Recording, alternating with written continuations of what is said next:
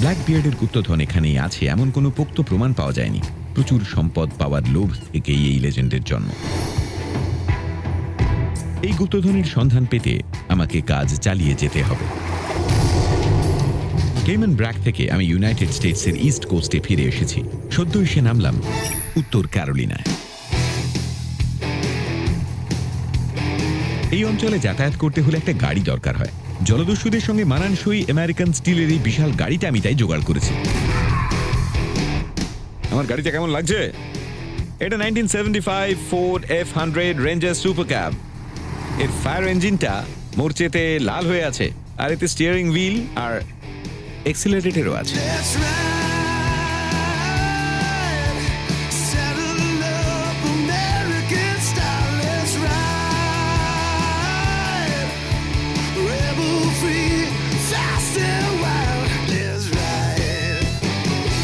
আমার গাড়িটা দারুণ, কিন্তু ব্ল্যাকবিয়ার্ডের জাহাজের সঙ্গে তুলনীয় নয়। 1717 সালের শেষ দিকে ব্ল্যাকবিয়ার্ড মার্টিনিক দ্বীপে ফ্রেঞ্চ স্লেভিং শিপ লা কনকর্ড দখল করেন। সেই জাহাজে প্রায় 40টা কামান লাগানো হয়, আর ওনার প্রাইভেটিয়ার জীবনের সাক্ষ্য হিসাবে নাম বদলে রাখেন কুইনেন্স রিভেঞ্জ। ওই কনকর্ডের কৃতদাসদের কি হয় সে কথা ইতিহাসে জানা যায়নি। অনেকের মতে ব্ল্যাকবিয়ার্ড তাদের নিজের দলে নিয়ে নেন, যদিও অনেকের মতে ওনার মানুষ কেনা বেচার ব্যাপারে সেরকম কোনো আপত্তি ছিল না। সে যাই হোক, ব্ল্যাকবিয়ার্ড তারপরেও আমেরিকান কলোনিগুলোতে জাহাজ লুট করে বেড়াতেন। 1718 মে মাসে উনি চার্লস টাউন বন্দর অবরোধ করেন। এলাকা উদ্ধারের জন্য কিং অব ইংল্যান্ড ব্ল্যাকবিয়ার্ডের সমস্ত দোষ ক্ষমা করতে রাজি হন। ব্ল্যাকবিয়ার্ডকে শুধু একজন স্থানীয় গভর্নরের সঙ্গে দেখা করে একটা চুক্তি সই করতে হতো, কিন্তু উনি সেখানে পৌঁছানোর আগেই ওনার জাহাজ উপকূলের কাছে দুর্ঘটনায় পড়ে। যদি সত্যিই জলদস্যুদের গুপ্তধন খুঁজতে চান, তাহলে জলদস্যুদের জাহাজে খুঁজে দেখা যেতে পারে। আর আমাদের ভাগ্য ভালো যে ব্ল্যাকবিয়ার্ডের ফ্ল্যাগশিপটা ইতিমধ্যেই খুঁজে পাওয়া গেছে। 1998 সালে জাহাজ ডুবির প্রায় 300 বছর পরে অভিযাত্রীরা উত্তর ক্যারোলিনার উপকূলের কাছে কুইনেন্স রিভেঞ্জকে খুঁজে পান।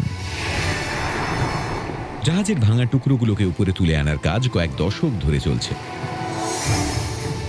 গ্রিনভিলের বাইরে একটা জায়গায় আর্কিওলজিস্টরা জলদস্যুদের জাহাজের টুকরোগুলো নিয়ে গবেষণা করছেন।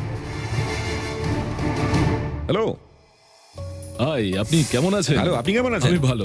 যশ, এখানে আসার জন্য আমাকে সময় দেওয়ার জন্য ধন্যবাদ। জায়গাটা সত্যি অসাধারণ। কুইন অ্যানস রিভেঞ্জ শিপরেক থেকে আমরা যা পেয়েছি সবই এখানে আনা হয়েছে। তা বড় বড় কামান থেকে জাহাজের হালের টুকরো থেকে শুরু করে এক্সক্যাভেশনের সময় পাওয়া একদম ছোট ছোট জিনিস সবই এখানে কনজার্ভ করা হয়েছে। জাহাজটা সম্পর্কে আপনার ফার্স্ট ইমপ্রেশন কি? একটা দারুণ জিনিস। পৃথিবীর সব থেকে কুখ্যাত জলদস্যুদের একজনের জাহাজ এটা। সত্যি দুর্দান্ত। এমন সাইটে কাজের সুযোগ পাওয়াটা ভাগ্যের ব্যাপার। এখনো পর্যন্ত এই ভগ্নাবশেষ থেকে কতগুলো জিনিস পেয়েছেন? এখনো পর্যন্ত 4 লাখেরও বেশি। প্রায় 4 লাখ? এত জিনিস কোথায় রেখেছেন? আপনি কিভাবে জলদস্যুদের প্রায় 5 লক্ষ জিনিসপত্র সেফলি স্টোর করেছেন? এসব তো প্রচুর দুর্মূল্য জিনিস। ভগ্নাবশেষ থেকে এত জিনিসপত্র পেতে আমি আগে দেখিনি। এ তো আমার ফ্রিজের মতো অবস্থা হয়ে আছে দেখছি। ওনারা যে ছোট ছোট জিনিসগুলো উদ্ধার করেছেন দেখে সত্যি অবাক হতে হয়। এবার আমি বড় জিনিসগুলো দেখতে যাব। এখানে তাহলে আসল জিনিসগুলো আছে? হ্যাঁ, এই সেই জায়গা। এখানে দারুণ কিছু জিনিস দেখতে পাবেন।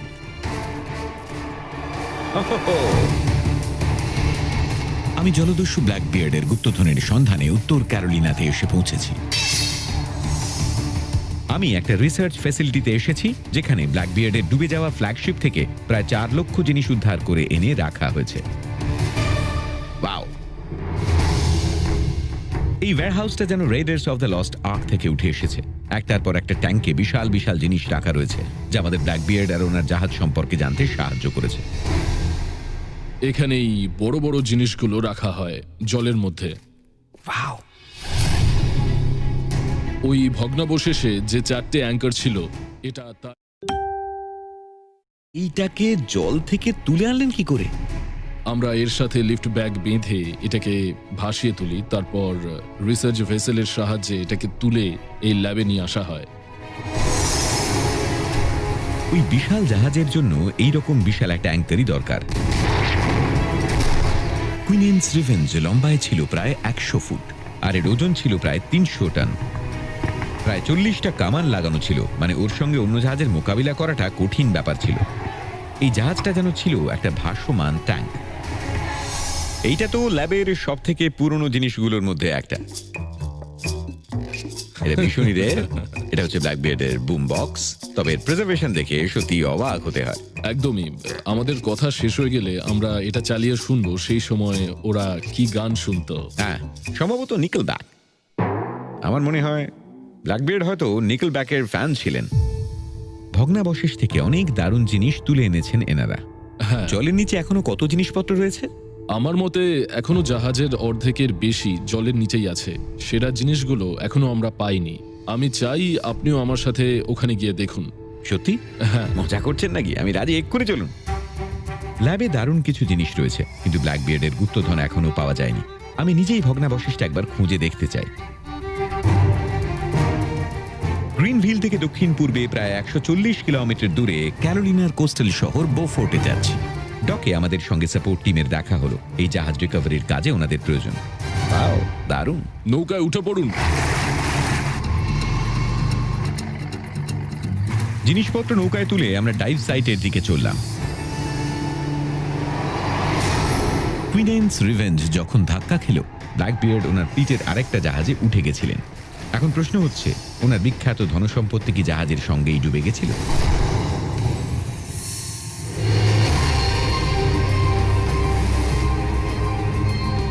সমুদ্রের নিচে যে ভগ্নাবশেষ রয়েছে সেখানে অনুসন্ধান করতে আমাদের আটলান্টিক মহাসাগরে কঠিন পরিস্থিতিতে ডাইভিং করতে হবে। ক্যারিবিয়ানের মতো পরিষ্কার জল এইখানে ডাইভিং এর সময় কি পাওয়া যেতে পারে? কি মনে হয়? খুব কম। জলের নিচে অবস্থা কেমন মনে হয়? দেখুন, আমার মতে ভাগ্য ভালো হলে 1 ফুট ভিজিবিলিটি পাওয়া যেতে পারে। এই কারণেই এখানে কাজ করাটা বেশ কঠিন ব্যাপার। এখানে আবহাওয়া খুব দ্রুত বদলে যায়। আমরা নোঙর করলাম, অবস্থা খারাপ হতে শুরু করেছে। আমাদের হাতে সময় কম আর পরিস্থিতিও প্রতিকূল। আমরা পোশাক বদলে নিয়ে জলে নেমে পড়লাম।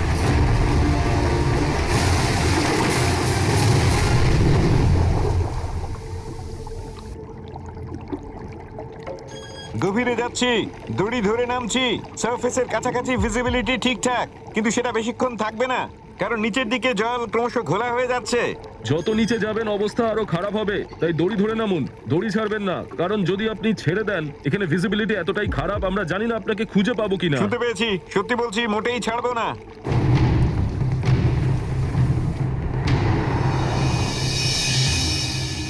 সমুদ্রতলের কয়েক ফুট নিচে যেতেই ভিজিবিলিটি প্রায় নেই বললেই চলে। স্রোত আমাকে টানছে। ভগ্নাবশেষ পর্যন্ত যে দড়ি নামানো হয়েছে সেটা ধরে থাকতে সমস্যা হচ্ছে। যদি হাত ছেড়ে যায়, স্রোতের টানে ঘোলা জলে আমি হারিয়ে যাব। ওই দেখুন, অবিশ্বাস্য। আমি ব্ল্যাকবিয়ার্ডের হারিয়ে যাওয়া সম্পদের সন্ধানে উত্তর ক্যারোলিনাতে এসেছি। আমি জলের নিচে ওনার ফ্ল্যাগশিপের ধ্বংসাবশেষের দিকে যাচ্ছি। অবস্থা ক্রমশই খারাপ হচ্ছে। আমি নিচে বিশেষ কিছুই দেখতে পাচ্ছি না। যশ, সাবধানে থাকুন, কারণ কিছুই দেখা যাচ্ছে না। শুনতে পেয়েছি, আমি এখানেই আছি, দড়ি ধরেই আছি। এখানটা একটু পরিষ্কার লাগছে। ও, ওইটা দেখুন, এটা অবিশ্বাস্য। এখানে কি কোনো অ্যাঙ্কার পড়ে আছে? ঠিক বলেছেন। কুইন অ্যান্ড রিভেঞ্জে যে 4টে অ্যাঙ্কার ছিল, এটা তার মধ্যে একটা। আমি বুঝতে পারছি এখানে গুপ্তধন আছে, তবে সেটা গোল্ড কয়েন হিসেবে নয়, মূল্যবান প্রাচীন আর্টিফ্যাক্ট হিসেবে। এরপরেই এর নিচেই আরেকটা কিছু আছে, তাই না? হ্যাঁ, ওগুলো ছোট কামান। এই জাহাজে প্রায় 40টা কামান ছিল। এগুলো শত্রুদের ভয় পাইয়ে দিত। আমরা আরো গভীরে যেতে ভিজিবিলিটি এতই কমে গেছে যে আমরা আশপাশে কিছু না দেখতে পেয়ে ক্রমশ হাতড়ে বেড়াচ্ছি। এখানে গুপ্তধনের কোনো চিহ্ন মাত্র নেই। হ্যাঁ, গুপ্তধনের কোনো চিহ্নই নেই। এখনো অনেক কাজ বাকি। আমি আজ হয়তো সোনা খুঁজে পাইনি, কিন্তু আমি তাতে একটুও হতাশ নই। আমি বলতে চাইছি যে এখানে অবস্থাটা বেশ খারাপ, কিন্তু একটা আসল জলদস্যুদের জাহাজে পৌঁছতে পারার অনুভূতিটা সত্যি অসাধারণ। এবার দড়ি ধরে ওপরে চলুন, নৌকায় উঠতে হবে। এবার উপরের দিকে উঠবো।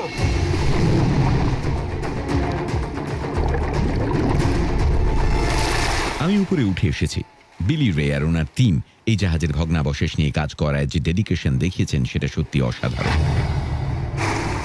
জাহাজের অর্ধেকের বেশি এখনো জলের নিচে আছে। কে জানে ওনারা আর কি পাবেন।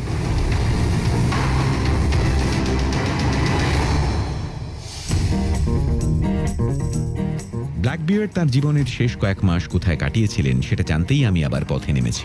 ওনার জাহাজ ডুবে যাওয়ার পর উনি খুবই অপ্রত্যাশিত একটা জায়গায় চলে যান।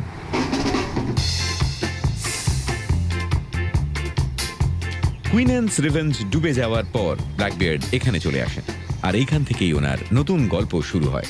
1718 সালে জুন মাসে উনি দ্য অ্যাডভেঞ্চার নামের একটা জাহাজে চেপে উত্তর ক্যারোলিনাতে এই ছবির মতো সুন্দর ছোট্ট শহর বাথে চলে আসেন। পরের আক্রমণের পরিকল্পনা করার বদলে উনি রাজার ক্ষমা পেয়ে যান। তারপর ইতিহাসের সবথেকে ভয়ঙ্কর জলদস্যু এমন কিছু করেন যা একদম ওনার চরিত্রের সঙ্গে মানায় না। উনি সংসারী হয়ে যান। পকেটে যথেষ্ট টাকা ছিল, সেই দিয়ে উনি আর ওনার সঙ্গীরা জমি জমা কিনে ডাকাতি ছেড়ে দেন। ব্ল্যাকবিয়ার্ড বিয়ে করে নেন। কিন্তু জলদস্যুর স্বভাব যাবে কোথায়? কয়েক মাস শান্ত হয়ে থাকার পর ব্ল্যাকবিয়ার্ড আবার সমুদ্রে লুটতরাজ শুরু করেন, তবে তার যোগ্য জবাবও তিনি শীঘ্রই পেয়ে যান। রয়্যাল নেভির লেফটেন্যান্ট রবার্ট মেনার্ডকে নিযুক্ত করলেন গভর্নর অফ ভার্জিনিয়া ব্ল্যাকবিয়ার্ডকে জীবিত বা মৃত হাজির করতে। উনি ব্ল্যাকবিয়ার্ডকে পেয়ে গেলেন। তিনি তখন ওকরাকোক আইল্যান্ডের কাছে নোঙর করেছেন। ওই জায়গাটা এখন ব্ল্যাকবিয়ার্ডের শেষ লড়াইয়ের জন্য বিখ্যাত। একজন বিখ্যাত ট্রেজার হান্টারের মতে ব্ল্যাকবিয়ার্ডের গুপ্তধন এখানেই পোঁতা আছে। ওনার সঙ্গে দেখা করতে আমি আমেরিকার সব থেকে সুন্দর রোডওয়েগুলোর একটা দিয়ে চলেছি। এটাই হচ্ছে বিখ্যাত আউটার ব্যাংক, প্রায় 320 কিলোমিটারেরও বেশি সরু রাস্তা আর ব্রিজ উত্তর ক্যারোলিনার কোস্ট দিয়ে পরপর অনেকগুলো ব্যারিয়ার আইল্যান্ডকে কানেক্ট করা হয়েছে। আর গ্রীষ্মকালে এখানে অনেক পর্যটক আসেন। এইরকম একটা বিচ্ছিন্ন জায়গা হলেও এখানে অনেকগুলো Dairy Queens mini golf course আর নটিক্যাল থিমের দোকান রয়েছে। আউটার ব্যাংক দুর্দান্ত সুন্দর জায়গা। এখানেই রয়েছে কিটি হক নামের সেই বালিয়াড়ি, যেখান থেকে দুই ভাই প্রথম আকাশে উড়েছিলেন, আর কেপ হ্যাটারাস লাইট হাউস, যা 1 শতাব্দীরও বেশি এখানে দাঁড়িয়ে যেন চারিদিকে নজর রেখে চলেছে।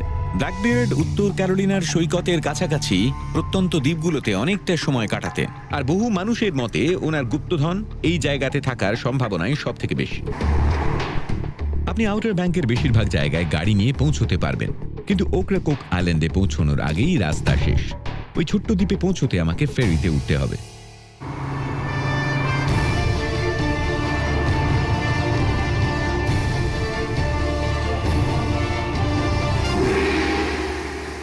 আমি একটা ভয়ঙ্কর স্বপ্ন দেখলাম। আমি একটা পিকআপ ট্রাক হিসেবে সমুদ্রের উপর দিয়ে যাচ্ছি। আরে দাঁড়ান,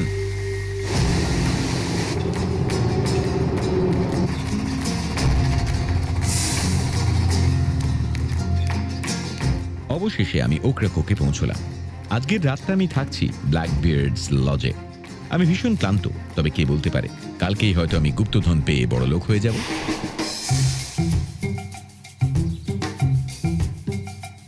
উত্তর ক্যারোলিনার ওকরাকোক আইল্যান্ডে সকাল হয়েছে। আমি একজন ট্রেজার হান্টারের সঙ্গে দেখা করতে যাব। উনি একটা নতুন লিড পেয়েছেন। ওনার মতে এটা ওনাকে ব্ল্যাকবিয়ার্ডের গুপ্তধন খুঁজে পেতে সাহায্য করবে। আপনি এড? আমি এড।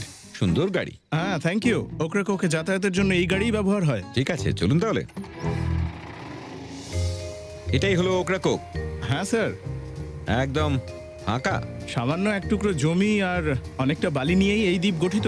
আচ্ছা, আমি এখানে রাস্তায় তো অনেক সাধারণ গাড়িও দেখতে পাচ্ছি। হ্যাঁ, মানে আমরা আমরা তো যখন গল্ফ কার্টে যাচ্ছি। হ্যাঁ, আমরা যখন শহরে পৌঁছবো আপনি অনেক গলফ কার্ট দেখতে পাবেন। আচ্ছা। অনেকের গাড়িও আছে, কিন্তু পার্ক করার জায়গার অভাব। হ্যাঁ নিশ্চয়ই, এখানে তো পার্কিং এর জায়গা খুবই কম। হ্যাঁ। আচ্ছা, আপনি কতদিন ধরে এই গুপ্তধন খুঁজছেন? প্রায় 5 বছর। আপনি বাকি সময় কি করেন? আমি ভার্জিনিয়ার পুলিশ অফিসার। মানে ট্রেজার হান্টিং পুলিশ অফিসার? ঠিক বলেছেন। মানে দেখুন, পুলিশ অফিসারদের কাজ হচ্ছে রহস্য সমাধান করা, হারানো জিনিস খুঁজে বের করা। আচ্ছা, আমরা এখন কোথায় যাচ্ছি? আমরা স্প্রিঙ্গার্স পয়েন্টে যাচ্ছি, কিন্তু ওটা সম্পর্কে জানতে হলে আপনাকে ব্ল্যাকবিয়ার্ডের মৃত্যু সম্পর্কে জানতে হবে। লেফটেন্যান্ট মেনার্ডের জাহাজে উপসাগরে এসে পৌঁছানোর কিছু পরেই ব্ল্যাকবিয়ার্ডের শেষ লড়াই শুরু হয়েছিল। ব্ল্যাকবিয়ার্ড গোলাবর্ষণ শুরু করেন, কিন্তু মেনার্ড বুদ্ধি করে তার লোকেদের ডেকের নিচে লুকিয়ে পড়তে বলে। ব্ল্যাকবিয়ার্ড ভেবে নেন কামানের গোলায় শত্রুরা সব মারা গেছে। জলদস্যুরা যখন জাহাজ লুট করতে আসে, মেনার্ডের লোকেরা তাদের আক্রমণ করে আর ব্ল্যাকবিয়ার্ডকে ধরে ফেলে। কয়েক মিনিটের মধ্যে কুখ্যাত জলদস্যুর মৃত্যু হয়। তাকে প্রায় 5টা গুলি করা হয় আর প্রায় 20 বার তরোয়ারের আঘাত করা হয়। এসব হওয়ার পর মেনার্ড ব্ল্যাকবিয়ার্ডের কাটা মাথা তার জাহাজের মাস্তুলে ঝুলিয়ে ভার্জিনিয়াতে ফিরে যান। ব্ল্যাকবিয়ার্ড সম্ভবত ভুল করে ভেবেছিলেন যে এই জায়গাটা লুকোনোর পক্ষে নিরাপদ, আর অনেক স্কলারের মতে স্প্রিঙ্গার্স পয়েন্ট হচ্ছে সেই জায়গা যেখানে হয়তো উনি ওনার ধনসম্পদ লুকিয়ে রেখেছিলেন। তো সবাই এসে স্প্রিঙ্গার্স পয়েন্টে খোঁড়াখুঁড়ি করেন? না, স্প্রিঙ্গার্স পয়েন্টে কখনোই অনুসন্ধানের পারমিশন দেওয়া হয় না। এখানে মেটাল ডিটেক্টর বা ওই ধরনের কিছু ব্যবহার করা নিষেধ। কিন্তু এই প্রথম আজকেই আমি অনুসন্ধানের জন্য স্পেশাল পারমিশন পেয়েছি। তাই নাকি? হ্যাঁ, এটা শুনে আমার উৎসাহ আরো বেড়ে গেল। এটা বিশাল ব্যাপার, দারুণ সুযোগ। আর আমি শুনেছি এখানে লটারি পাওয়ার থেকেও জলদস্যুদের গুপ্তধন খুঁজে পাওয়ার সম্ভাবনাটা অনেক বেশি। ব্যাপারটা বেশ মজার, খবরটা দারুণ। তবে লটারি টিকিট কেনাটা বোধহয় আরো সহজ কাজ। হ্যাঁ, সহজ, একটু সামান্য পরিশ্রম পরিশ্রম করতে করলেই পাওয়া যায়। স্প্রিঙ্গার্স পয়েন্ট।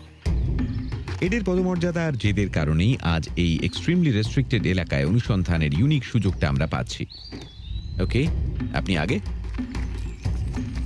এর মনে তো হচ্ছে একসময় এখানে জঙ্গল ছিল। আপনি কিভাবে জানবেন গুপ্তধন কোথায় থাকতে পারে? আমার সাথে আসুন, আপনাকে দেখাচ্ছি। আমার আপত্তি নেই। এই সেই জায়গা, স্প্রিঙ্গার্স পয়েন্ট। আর এটা হচ্ছে 1733 সালের ম্যাপ। এটা এই জায়গার 1733 সালের ম্যাপ। 1733। হ্যাঁ, দেখতেই পাচ্ছেন এই দ্বীপটাকে ম্যাপে যেমন দেখাচ্ছে এখন তেমন দেখতে নেই। আর এটা হলো এখনকার ম্যাপ, মানে স্যাটেলাইট ইমেজ। বুঝতে পেরেছি। দেখতেই পাচ্ছেন দ্বীপটা কতটা বদলে গেছে। এবার এই দুটো ম্যাপের মধ্যে স্যাটেলাইট ইমেজ ম্যাপের ওপর 1733-এর ম্যাপটা রাখছি। এবার যেটা আপনি দেখতে পাচ্ছেন 1733-এর ম্যাপে একটা কুয়ো দেখাচ্ছে, যেটা এইখানে রয়েছে, অর্থাৎ স্প্রিঙ্গার্স পয়েন্টে রয়েছে। আপনার কি মনে হয় এই দুটো একই জায়গা? একদম তাই। ঠিক আছে, তাহলে ওখানেই চলুন। চলুন যাওয়া যাক। এদের বিশ্বাস ব্ল্যাকবিয়ার্ড মাঝে মাঝে এই জায়গায় আসতেন, কারণ স্প্রিঙ্গার্স পয়েন্টে এমন কিছু ছিল যা ওনার আর ওনার সঙ্গীদের প্রয়োজন হতো, আর সেটা হলো মিষ্টি জল। ম্যাপের উপর কুয়ো দেখানো আছে, এদের মতে গুপ্তধন ওটার কাছাকাছি আছে। এই হলো সেই কুয়ো। আপনার মতে এটা কতদিন ধরে এখানে আছে? এই কাঠগুলো অবশ্যই নতুন, আর ইঁটগুলো পরে গাঁথা হয়েছে। কিন্তু এই কুয়োটা সম্ভবত 1700 শতক থেকেই এখানে আছে। এবার আমরা কি করব? আমার মতে এরই কাছাকাছি কোথাও আছে। প্রথমে কুয়োর আশেপাশে খুঁজবো, তারপর বিচের দিকে গিয়ে স্ক্যান করব। ঠিক আছে। এই কুয়োটা পেয়েছি মানে এই দ্বীপে এলে ব্ল্যাকবিয়ার্ড ঠিক যেখানে আসতেন আমরা হয়তো সেই জায়গাটা পেয়ে গেছি। আমরা এখানে মাত্র কয়েক ঘন্টা অনুসন্ধান করার অনুমতি পেয়েছি, তাই মেটাল ডিটেক্টর বার করে কাজ শুরু করে দিলাম।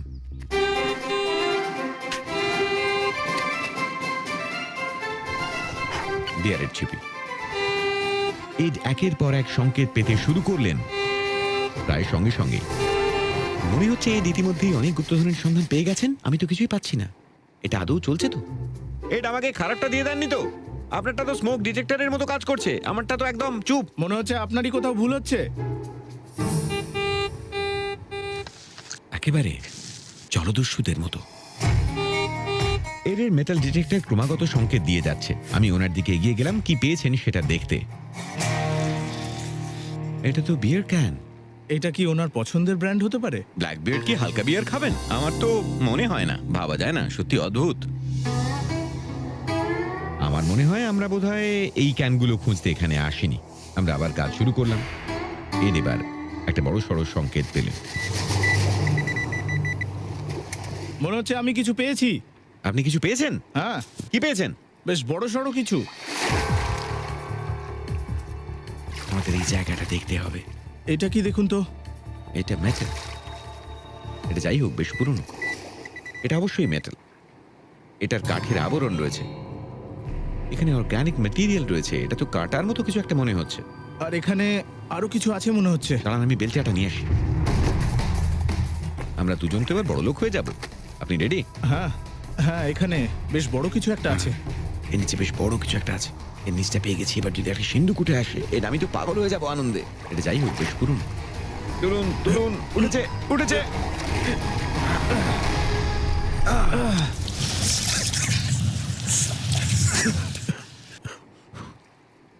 এর যদিও আমি ট্রেজার হান্টিং এক্সপার্ট নই, তবে আমার মনে হচ্ছে এটাকে বোধহয় লোকে বলে পাথর। হ্যাঁ, আমারও পাথর বলেই মনে হচ্ছে। আমরা এখানেই পুরনো কাঁটাটা পেয়েছি। কে বলতে পারে এটা হয়তো ব্ল্যাকবিয়ার্ডের জাহাজের অংশ? হতে পারে। কিন্তু কোনো গুপ্তধন পাইনি। কয়েক মুহূর্তের জন্য মনে আশা জেগেছিল। হ্যাঁ, এটাই তো গুপ্তধন খোঁজার উত্তেজনা। হ্যাঁ, আর হাড়ের যন্ত্রণাও আছে। একদমই তাই। বলা হয় গুপ্তধন খুঁজতে হলে কোনো জায়গা বাদ দেবে না।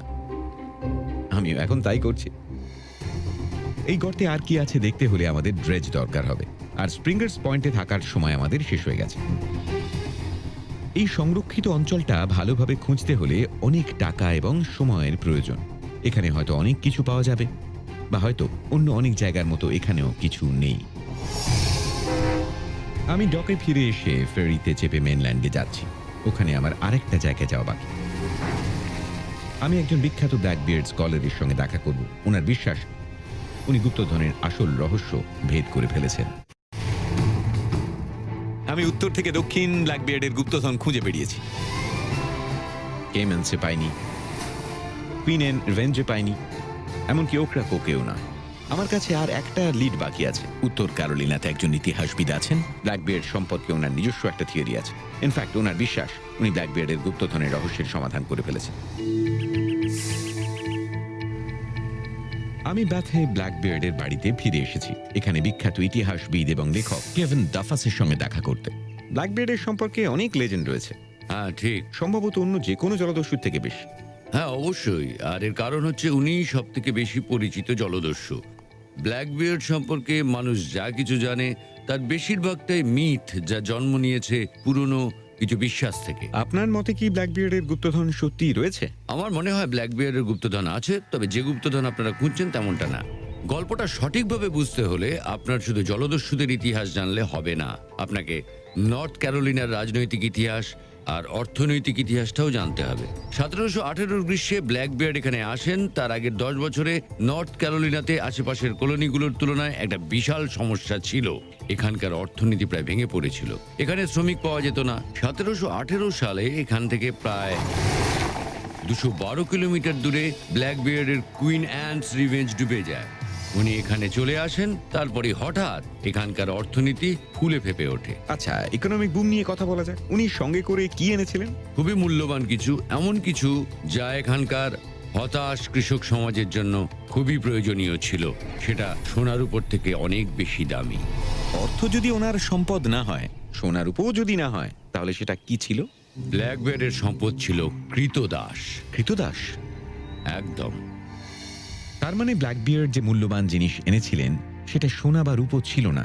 সেই যুগে অর্থের বিনিময়ে মানুষ কেনা যেত। দেখা যাচ্ছে ব্ল্যাকবিয়ার্ডও আমেরিকার কুখ্যাত কৃতদাস ব্যবসার সঙ্গে যুক্ত ছিলেন। আপনি কিভাবে নিশ্চিত হলেন যে উনি মানুষ কেনা বেচা করতেন? আমি লিখিত প্রমাণ পেয়েছি যাতে ব্ল্যাকবিয়ার্ডের সঙ্গে সম্পর্ক ছিল এমন লোকেদের কথা আছে, যারা এই ব্যাথে কৃতদাসদের জন্য জমি কিনেছিলেন। যে কৃতদাসরা জলদস্যুদের জাহাজে চেপে আসতো, তারা জানতো না কোথায় যাচ্ছে, তাদের ভবিষ্যতে কি আছে, আর তাদের জীবন জলদস্যুর সর্দারের দয়ার উপর নির্ভর করত। তারাই এই ব্যথায় এসে দক্ষ ব্যবসায়ী হয়ে উঠল, আর তারাই আমেরিকাকে আজকের রূপ দিয়েছে। দুর্ভাগ্যবশত এই লোকগুলোর ইতিহাস ব্ল্যাকবিয়ার্ডের লেজেন্ডের পিছনে হারিয়ে গেছে। ওনার মৃত্যুর এত বছর পরেও সেই লেজেন্ডের প্রভাব একটুও কমেনি। আমি ব্ল্যাকবিয়ার্ড আর ওনার লেগেসি সম্পর্কে নতুন করে জানলাম। হ্যাঁ ঠিক।